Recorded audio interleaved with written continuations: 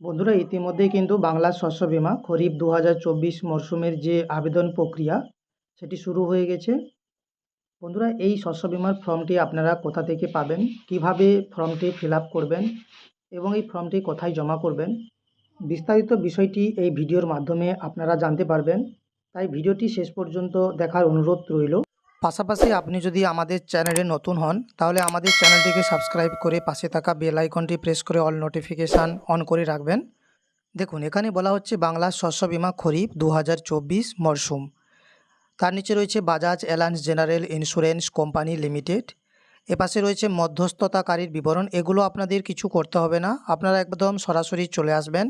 কৃষকের নাম, এখানে যিনি আবেদন করছেন সেই কৃষকের নামটি লিখবেন। এখানে অভিভাবকের নামটি লিখবেন, পিতামাতা স্বামী যেটি হবে সেই অভিভাবকের নামটি আপনারা বসাবেন। এখানে কৃষকের বয়সটি বসাবেন, লিঙ্গ পুরুষ কিংবা স্ত্রী যেটি হবে তার মাথায় আপনারা টিক চিহ্নটি দেবেন। ভোটার কার্ডের নম্বর অবশ্যই আপনারা এখানে বসাবেন।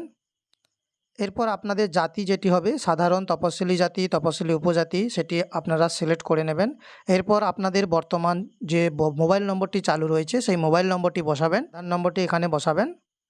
বসবাসের ঠিকানা মৌজা কিংবা গ্রামের নাম রয়েছে, আপনারা আপনাদের গ্রামের নামটি এখানে বসাবেন। এরপর এখানে গ্রাম পঞ্চায়েত বসাবেন, এখানে ব্লকের নাম লিখবেন, এখানে জেলার নাম লিখবেন। আপনাদের কেসিসি যদি থাকে তাহলে আপনারা হ্যাঁতে টিক চিহ্ন দেবেন, যদি না থাকে তাহলে নাতে টিক চিহ্ন দেবেন। বন্ধুরা এখানে কৃষক বন্ধুর আইডি আপনারা অবশ্যই বসাবেন। যদি আপনাদের কাছে কৃষক বন্ধুর আইডি না থাকে বা আপনারা না বের করতে পারেন তাহলে ভিডিওর ডেসক্রিপশানে যে টেলিগ্রাম লিঙ্ক দেওয়া রয়েছে সেই টেলিগ্রাম লিঙ্কে ক্লিক করে আপনারা এখনই জয়েন হয়ে কৃষক বন্ধুর আইডি কিভাবে বের করতে হয় বিস্তারিত ভিডিওটি টেলিগ্রাম গ্রুপে দেওয়া রয়েছে। এরপর রয়েছে বীমার জন্য প্রস্তাবিত ফসল এবং জমির বিবরণ। এখানে অধিসূচিত ফসলের নাম ধান দেওয়া রয়েছে। এবার আপনাদের অধিসূচিত এলাকা, এখানে ব্লকের নামটি লিখবেন এবং এখানে গ্রাম পঞ্চায়েতের নামটি লিখে দেবেন।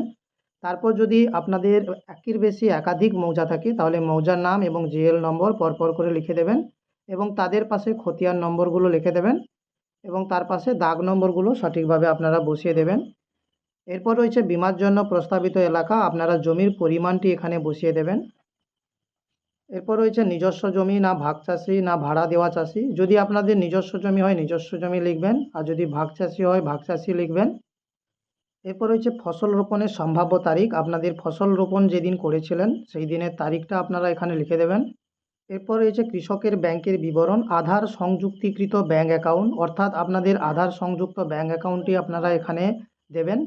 প্রথমে রয়েছে কৃষকের নাম, ব্যাংকের পাসবই অনুযায়ী, অর্থাৎ আপনাদের ব্যাংকে যে নাম লেখা রয়েছে সেইভাবে আপনারা নামটি লিখবেন। এরপর আপনারা ব্যাংকের নামটি লিখবেন, এখানে ব্রাঞ্চের নামটি লিখবেন এবং বন্ধুরা অ্যাকাউন্ট নাম্বারটি অবশ্যই আপনারা সঠিকভাবে এখানে বসিয়ে দেবেন। এরপর এখানে আইএফএসসি কোড লিখবেন এবং তার পাশে অ্যাকাউন্টের ধরনটি আপনারা লিখবেন। যদি সেভিংস অ্যাকাউন্ট হয় সেভিংস অ্যাকাউন্ট লিখবেন, যদি কারেন্ট অ্যাকাউন্ট হয় আপনারা কারেন্ট অ্যাকাউন্ট লিখবেন। এরপর রয়েছে কৃষকদের দাখিলযোগ্য নথি, অর্থাৎ আপনারা এই ফর্মটি ফিল আপ করে যখন জমা দেবেন এর সঙ্গে যে নথিগুলো আপনাদেরকে জমা দিতে হবে তার মধ্যে রয়েছে ভোটার আইডি কার্ড এবং আধার কার্ড এবং ব্যাংকের পাসবই, খতিয়ান অথবা পর্চা, অর্থাৎ জমির যে রেকর্ডটি রয়েছে সেই রেকর্ডটি আপনাদের জমা দিতে হবে। কৃষকের সই দেবেন, অর্থাৎ যিনি আবেদন করছেন সেই কৃষকের সই। তার পাশে যে সাক্ষীর সই রয়েছে এখানে আপনাদের পাশাপাশি যে কৃষক রয়েছে সেই কৃষকের সাক্ষী সই হিসেবে একটি সই দিতে হবে।